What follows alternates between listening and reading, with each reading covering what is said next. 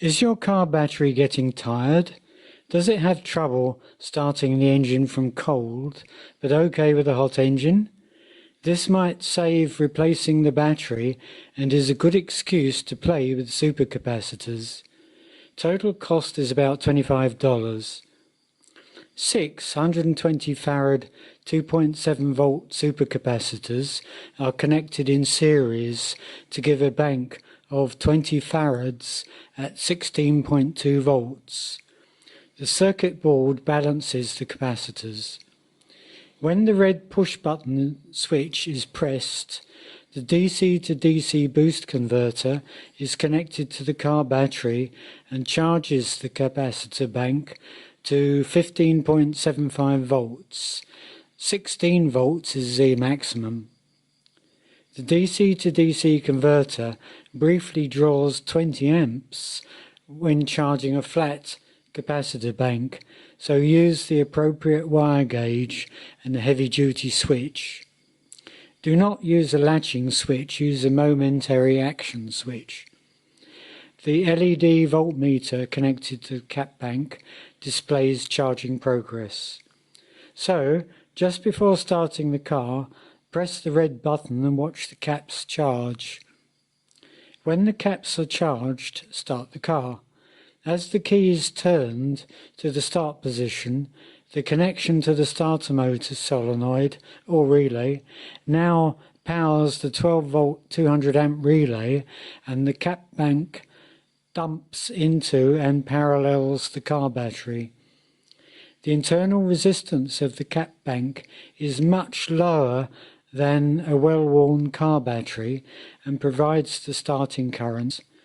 The rated starting current of my car is listed as only 50 amps.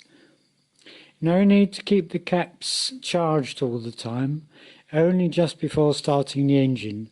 However, if you start the engine without charging the caps first, the car battery will have to charge the caps as well as power the starter motor.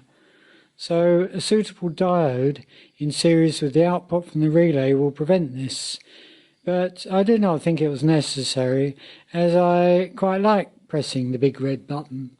You can experiment and see if a charged cap bank can start the engine without the car battery.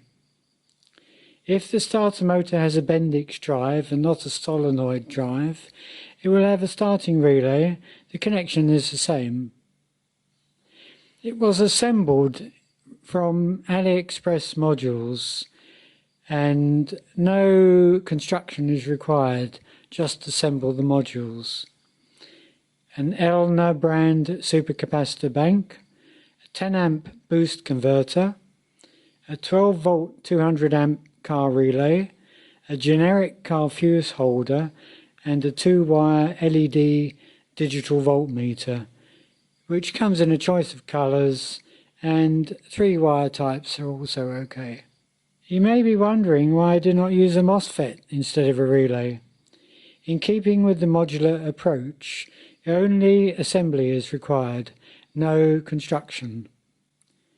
Using a MOSFET would require inductive load protection and adequate gate drive voltage. Relays are commonly used for car starter motors, so should not give any trouble here. My car is 29 years old, and as you can hear, after 1 week sitting, it started immediately using this boost converter. The car's been sitting for 1 week without using it, so this is quite a good test. The capacitors are completely flat.